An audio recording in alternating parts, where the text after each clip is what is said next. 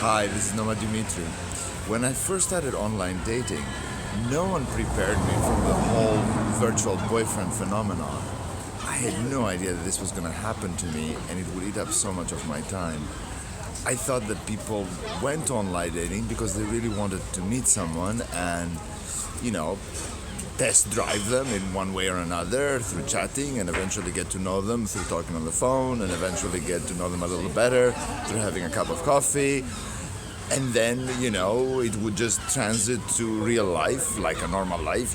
We have each other's phone numbers and we call each other and we see if we like each other and we date and then, whatever. Things happen, things roll. I had no idea that most people doing online dating are not interested at all in this. This is what happened. I would start conversations, people would approach me in online dating or I would approach people in online dating and we'd say hi and whatever. We'd go through all the facts and figures, I'm like this, I'm this age, I'm educated, I'm not educated, I like Aretha Franklin or Justin Bieber or whatever. And you'd have all these things and then you'd say, okay, well, we're kind of getting along on this particular level and, I would assume and I would push for, a telephone conversation so I can hear the voice. If I hear your voice, you may be an idiot or you may be not even who I think you are. I mean, and even with a voice, you're just getting part of the truth. You're not getting the whole truth of the person. You have to actually meet them, look at the eyes, look at the face, have a glass of wine, like these two are having a glass of wine. A coffee, something. What was happening though was that this was not how it was working with most people. What they seem to be wanting is to have me as a virtual boyfriend, which means that every day I would get like an endless amounts of messages that would say, hi baby, how are you doing? I thought of you today, or I thought of you last night. Or I would get like photos of like, this is what I ate today, or this is what my underwear looks like, or this is what parts of my body look like. I would get intimate photos, and I would get lots of chatting, like, I thought of you, even I love you, or darling, or things like this. But there would be no effort to actually take this, then what I consider to be the normal step, and actually meet or even talk on the phone and find out how we actually sound. The human voice is an important thing, and it carries a lot of information about the quality of the person. Chatting on text is fine to start with, but at some point, if you want to take anything further, especially in a relationship, especially something that's called online dating, it's about dating. It's not about texting. And I would get into a block. So yes, I love yous were coming all the time, but let's meet was kind of a rarity. And so I played with this. I just kind of let it develop to see, were these people shy?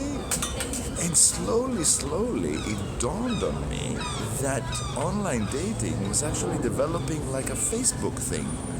That people actually kind of wanted to assemble a bunch of, or maybe just not that many, maybe I was the only one, I don't know, but they wanted to assemble to find like a virtual boyfriend that would exist in their imagination. It would be me.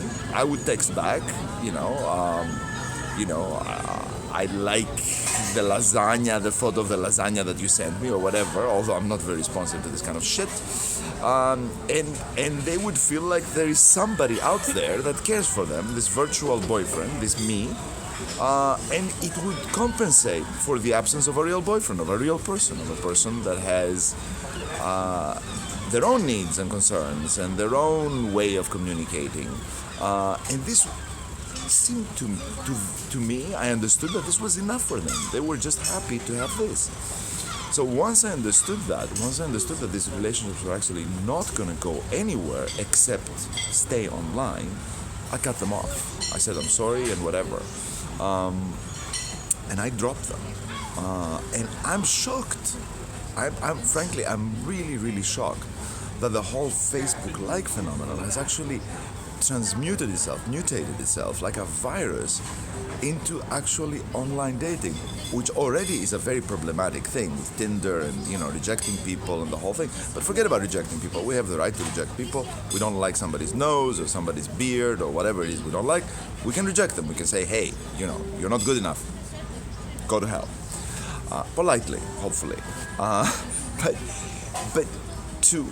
But to try to make somebody through online dating to be a virtual human being for your needs, and to have just that need, to have that person, that boyfriend be just virtual, and for that to be enough for you, that I find really depressing.